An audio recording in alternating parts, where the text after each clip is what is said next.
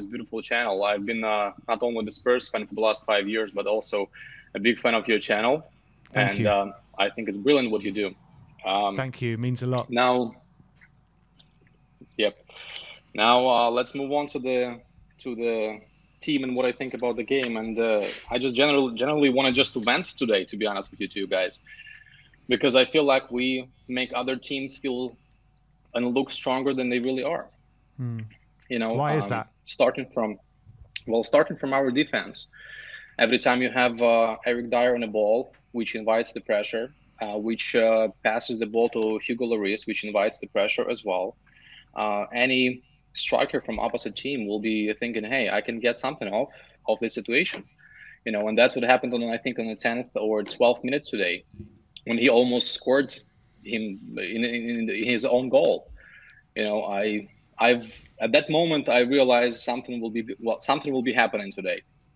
But he wasn't the only one today, to be honest with you. Eric Dyer performance, Sassanil, Lloris, and even Heung-min Son, to be honest with you. I was pretty disappointed with what I saw today. You know, and it's actually hard to start talking about what actually went so negative today, because, you know, if we were talking about the system that Conte is using, if we would compare 3-5-2 to 3-4-3, we look less strong defensively in a 3-5-2, because we technically losing one player in the midfield. When we defending with the 3-4-3, we actually defending with a 5-4-1. If you remember the matches last season against Man City and Liverpool, that's exactly how we set up, and that was a successful defending. Yeah. Now, I think to your point, Ben, you said after Man United game that our opposition often finds space in front of our wingbacks. That's exactly why. Because we're missing that Kulusevski or Richarlison, which is covering that space.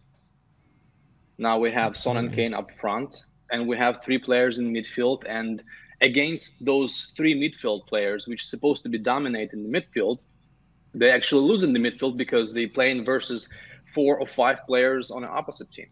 So that's not domination.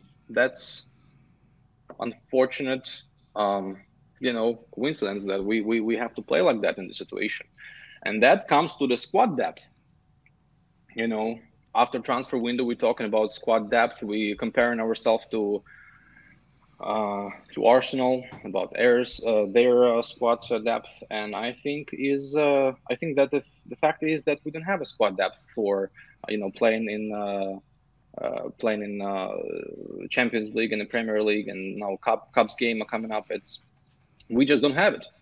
So I think to Ricky's point, we have Richarlison out, Kulusevski out, and we cannot produce anything in the attack, to be honest with you. But listen, we have to move on to positives, right? And I definitely wanted to say that despite what people think and what they say, I think Bentancur, Bissouma, Skip, and surprisingly Emerson Royal today looked pretty good. I think Bentancur is generally, I think our midfield players are very underrated. I think they are very, very good, but because how team is playing, and because we usually, when we play 3-4-3, we have 2 midfield players which are trying to match with the 3 midfield players of the opposition, they often are underrated because they're doing so much work. I think Bentancur is brilliant in every single game. I think he is one of our best players. Højbjerg definitely is one of our best midfield players as well. Bissouma, yes, I agree with what you guys said before, comparing to Brighton. Last season, he wasn't what we would expect from him, but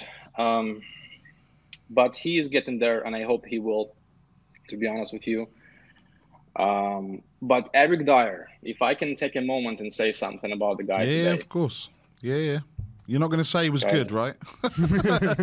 No. Because otherwise I'll tell Sammy to cut the feed. No, definitely not. I cannot say that. And when he was performing good in the previous games, it was just because the team was playing well, and he was very well protected by Romero, which was overperforming, which good performances from Ben Davies, which I'm not a big fan of him as well, but still, it is what it is. And Eric Dyer's passing game, his pace on the ball, without the ball, his vision, anticipation, and the fact that he doesn't cover his teammates is just unexplainable. I do not understand how you can play in the back three. The Almiron is taking Lenglet on the left side. He's taken him off the game completely before the second goal was scored. And Eric Dyer, instead of stepping in and covering that shot that was going from Almiron, he's covering his player in the center. I simply don't understand that. You have to take a risk. You have to step in. You know, you cannot be just so passively defending, I think. But that's just my humble opinion, you know. No, I just genuinely think that... I think you're spot on. No, carry on. Yeah. Thank you. Yeah, I have a lot. I've been watching you guys for a long time, and now I can say everything I want. So I have a lot to say. But I won't take too much of your time, though. Anyways, I wanted also to say about inviting this pressure. It's so frustrating to me. I think to Ricky's point when he was saying about, you know, one moment we are attacking full speed, we have two players in defense, and we passing the ball back to Hugo Lloris. Yeah. I don't understand this. What other team in the Premier League would do that? I simply don't understand that. I was shocked. I was basically blown away by this decision, you know, to pass the ball back. And that's what happens often with the human Son and our creativity on the field. The reason why I compare those two things is because I think that Son is a good finisher. He is not a creative player at all. Despite him scoring the goals, it's because we have Kulusevski in the field, which creates a lot and supplies him with the assists and dribbles his player on the wing as well. And Harry Kane, which is dropping deep, which he is not supposed to be doing, to be honest with you, although he does it brilliantly at times. But I would rather see him up front, and would like, as probably all the Spurs fans, to see attacking midfielder, even two attacking midfielders in the team. If we were about to play 3-5-2 without attacking midfielders, come on, just cut it off. It's not going to work. Defensively, we are weaker. Going forward with the three holding mids is kind of like, you know, you going to race Ferrari with a Chevy. You know, you're not going to win. Yeah. You know, so the point is that... Why were so many fans clamoring for the 3-5-2 then? Because 3-4-3 didn't seem to be working. Yeah. I never understood that. I've never been supporting this idea, to be honest with you. And I was surprised when everybody was, 3-5-2, because we lose in the midfield. I think that's why. While we were pressing... You see, people wants to see the football we have been playing under a Poch. And I understand why. You want actions on the field. You want this and that. But 3-4-3 with the team we have, I think Conte can get best of it only under that system, because we don't have creativity.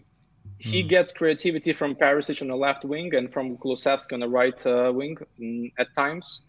Don't have Kulusevski. You have Sassonin today, was shocking, unfortunately. You know, I've been supporting the guy for a long time, but he needs to start matching the, you know, expectations of him. He plays in Tottenham Hotspur. We want to see a proper win back of him, you know. So today I have to, yeah. Sorry, Roman. I was just going to say, so we tried 3-4-3 and we tried 3-5-2. Where do we go next? To be honest with you, today I would set up the team as a 3-4-3 with Lucas Moura. I'm not a fan of him at all, but defensively we would be much stronger, and we would have more protection for that liability in the center of defense, which is Eric Dyer, and he have always been. Listen, I've told you, I just don't understand. I don't want to over-criticize somebody like people do with Emerson Royal. I don't think he's as bad as people describe him. Yeah. He had a couple bad games, but I think today he was better than Sess. Today he was better than Doherty when he came in. He was okay today. You know, he doing his best. He's not a good player, but I think he's overperforming for who he is, to be honest with you, with all the respect to the player, of course. You talk about, Roman, you talk about you would have played Lucas Moura in a 3-4-3 today, but Conte in his press conference did say that he's not ready to start. So what would you have done then? Risk. I would risk. And I would play him, because like, listen, for first 20 minutes, I agree with you, Ben. It was a good game. I was, you know, me and my wife, we were watching together, and we were like, wow, today is going to be like 5-0 or something. She was buzzing, I was buzzing. They reeled you in, Roman, like us. We were saying, going, oh, this is going to be good. And then they just cut the rope and we fell again. Yeah, but then after that pass from Eric Dyer back to Hugo, like a couple inches away from the post, I was like, okay. I was like, we need to calm down here, because something is about to happen at this point. Could you imagine, Roman, if that had gone in, if Eric Dyer had scored an own goal like that? Oh my word. That's it. If that would go in, I think it was the only decision he can take is to request a sub after that. Go down with the hammy. For sure. And the last thing I wanted to say is about, you know, people calling for Jet Spence to come on the field. Come on, guys. Jet Spence is a very expensive lottery ticket. Okay, 20 million for a player like him. You never know what you're gonna get from him. Back Conte, you know, he does what he can under these circumstances. And, you know, all the criticism about him and all that, I'm not having it, to be honest with you. I don't think that there is a better manager than him for Tottenham at this point. You know, and if there is one, just name it. And I would like to argue this fact, because I don't think that the Poch is coming back, he will do any good, because I think that we need a strong personality in our coach, in our manager. Poch said himself on many press conferences that he is the coach. He is not the manager. He does not make decisions outside the field. And we need exactly that, somebody who can challenge and that unfortunate circumstance that we have, which is called Enoch and Daniel Levy. And that's listen, this is the reality, and we have to be pragmatic. We have to live with what we have, and we have to take the best of the situation, right?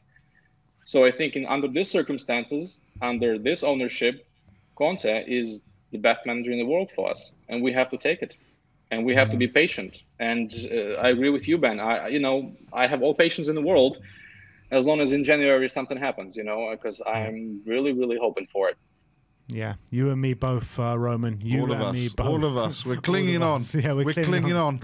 For dear life. But no, Roman, really good call. Yeah. Thanks for calling in today. And hopefully we can speak to you again soon, because I really enjoyed that call. Thank you. It was my first time. It's a pleasure to be here, guys. And where are you calling from? Come on. I'm calling from US. Originally, I'm from Ukraine, but have been living in the US for the last 7 years. Okay.